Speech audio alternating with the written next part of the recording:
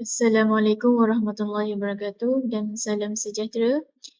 Saya Nur Syafiqlah binti Syari, jurusan Ijazah Sarjana Muda Pendidikan Awal Kanak-kanak dengan Kepujian. Saya merupakan pelajar dari PP Kota Baru Kelantan. Ini membentangkan subjek uh, pengajaran dan pembelajaran Bahasa Melayu Kanak-kanak HBEC 3103. Dalam pembentangan ini, saya akan membentangkan 3 teori perkembangan bahasa iaitu teori Nativisme, teori interaksionisme dan teori behaviorisme. Yang pertama tentang teori Nativisme iaitu pengertiannya. Teori nativisme ini mengatakan bahawa manusia dilahirkan dengan kemampuan untuk memahami bahasa.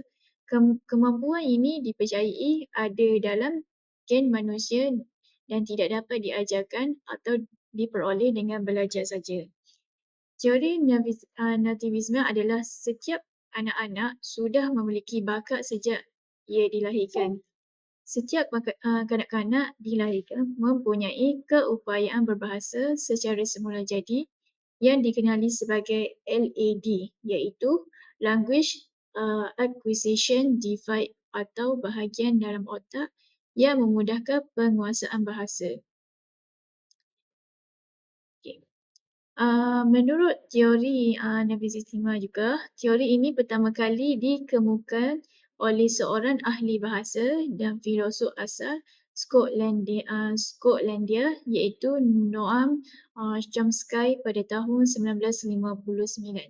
Okay, menurut kata Chomsky, manusia ini mempunyai keupayaan semula jadi untuk memahami tata bahasa dan mencipta ayat yang kompleks.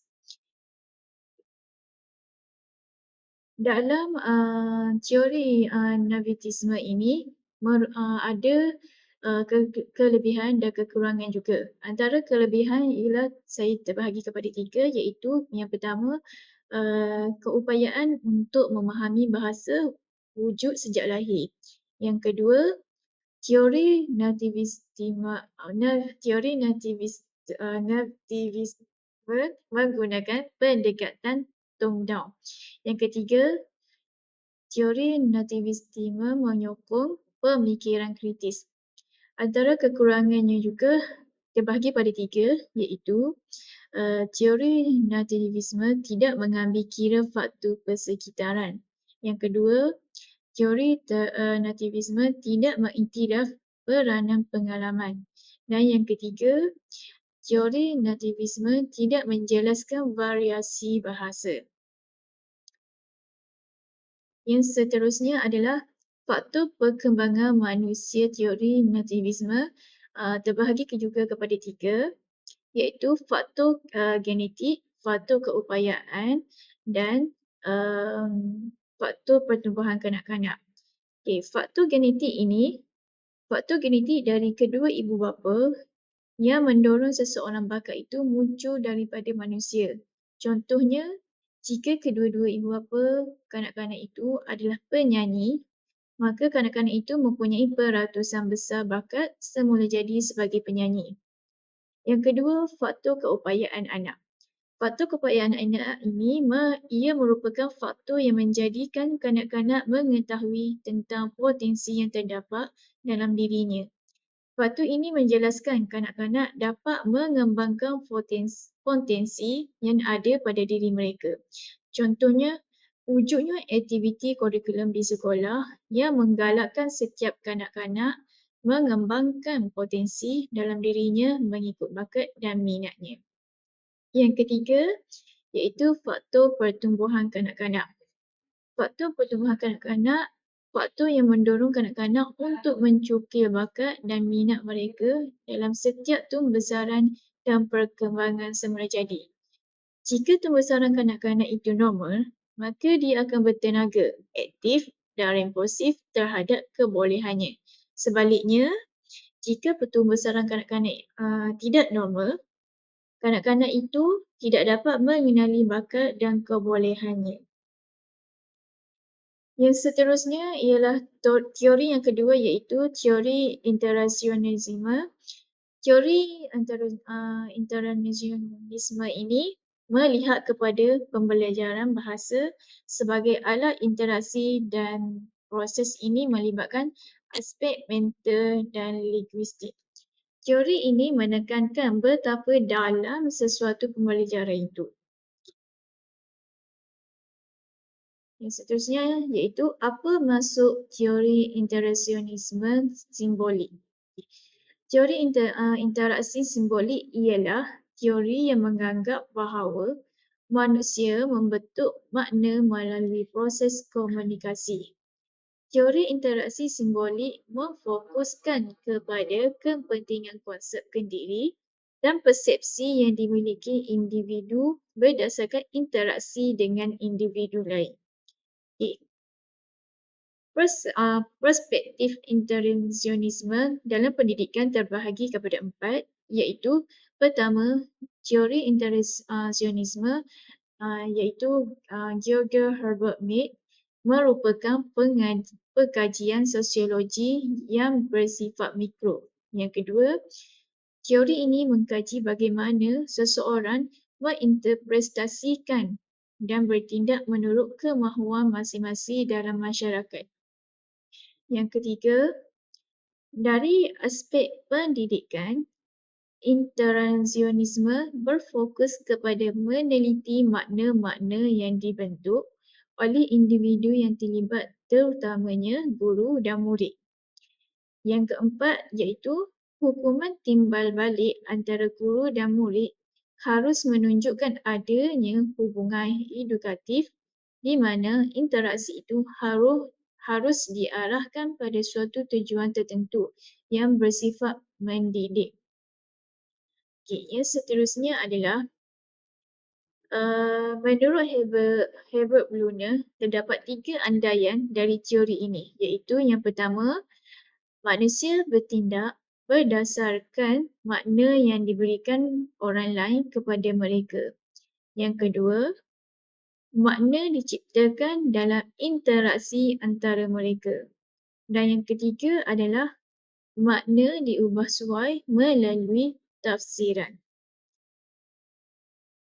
Seterusnya adalah prinsip teori interasionisme terbahagi kepada 4, iaitu yang pertama, manusia adalah tidak sama dengan binatang kerana manusia mempunyai keupayaan untuk berfikir. Yang kedua, keupayaan berfikir manusia adalah dibentuk oleh interaksi sosial. Yang keempat, makna-makna dan simbol membolehkan manusia beraksi dan berinteraksi. Okay, yang seterusnya adalah kelebihan teori interasionisme.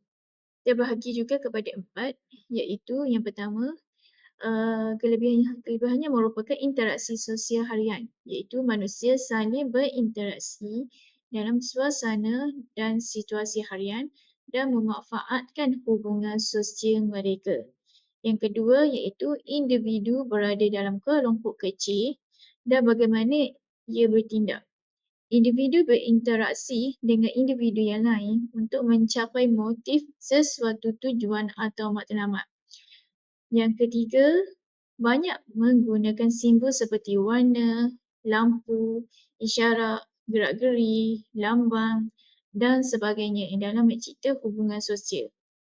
Yang keempat iaitu komunikasi dan cara hidup manusia mempunyai simboliknya yang tersendiri yang sangat penting dan saling memahami setiap individu sosial.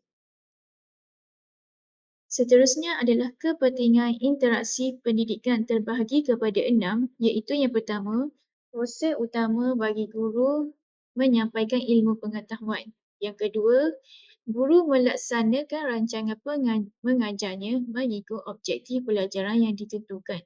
Yang ketiga, guru dapat mengenal pasti kelemahan murid. Yang keempat, murid dapat menyoal guru tentang pelajaran yang tidak difahami.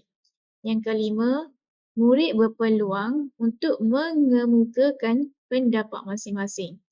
Dan yang keenam, harga diri murid dapat dipertingkatkan apabila mereka dibenarkan untuk memberikan pendapat.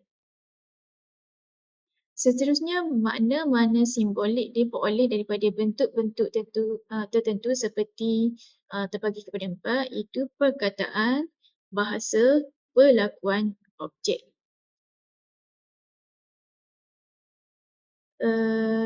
Kemudian teori yang ketiga iaitu teori behaviorisme. Okey, apa itu teori behaviorisme? Okey, behaviorisme ini menekankan pada perubahan tingkah laku yang didasari oleh prinsip stimulus dan respon. Teori ini mengutamakan kemahiran berkaitan fizikal. Teori ini juga seseorang yang dianggap telah belajar sesuatu jika dia dapat menunjukkan perubahan pada tingkah lakunya. Menurut teori ini, yang paling penting adalah input yang berupa stimulus dan output yang berupa respons. Okey. Apa sahaja yang diberikan oleh guru stimulus dan apa yang dihasilkan oleh murid respon, semuanya harus diperhatikan dan diukur. Yang kedua, menurut Rahim Muhyiddin JM 200, dalam buku Psikologi Pendidikan 2, tokoh-tokoh behaviorisme berpendapat bahawa pelajaran merupakan sesuatu hal yang penting untuk melihat terjadinya perubahan tingkah laku. Yang keseterusnya ialah tangkapan ahli behaviorisme. Yang pertama, tangkapannya adalah tingkah laku manusia dipengaruhi pembelajaran oleh rangsangan daripada persekitaran. Yang kedua, pembelajaran adalah hasil daripada kejadian yang diperhatikan. Yang ketiga, pembelajaran melibatkan perubahan tingkah laku. Dan yang keempat, rangsangan dan tidak balas berlaku dalam masa yang singkat. Seterusnya, teori behaviorisme terbahagi kepada dua yang saya dapat adalah pertama, pelaziman operan dan yang kedua, pelaziman klasik. Okey, pelaziman operan ini terbahagi juga kepada dua, iaitu Ivan Pavlos dan J.B. Watson. Manakala pelaziman klasik juga terbahagi kepada dua, iaitu B.F. Skinner dan E.L. Thorndike. Kemudian apa yang saya dapat dalam teori ini adalah konsep teori behaviorisme. Yang pertama, menurut Pavlov, setiap rangsangan akan menimbulkan gerak balas. Yang kedua, gerak balas bermaksud apa-apa sahaja tingkah laku yang timbul akibat sesuatu rangsangan. Yang ketiga, rangsangan pula ialah apa-apa sahaja bentuk tenaga yang menimbulkan gerak balas. Contohnya, kebanyakan guru apabila mendengar loceng akan keluar dari bilik guru atau untuk mengawasi pelajar. Seterusnya, konsep teori behaviorisme juga terbagi kepada tiga, iaitu pembelajaran berlaku apabila tindakan secara berulang-ulang sehingga ia menjadi satu kebiasaan. Yang kedua, tingkah laku seseorang disebabkan dan dipengaruhi oleh persekitaran. Yang ketiga, tidak melibatkan sesuatu yang berlaku dari kesedaran dalaman seseorang, iaitu proses mental. Yang seterusnya, yang kelima, teori ini menghuraikan pembelajaran sebagai satu penguasaan ilmu yang baru dan yang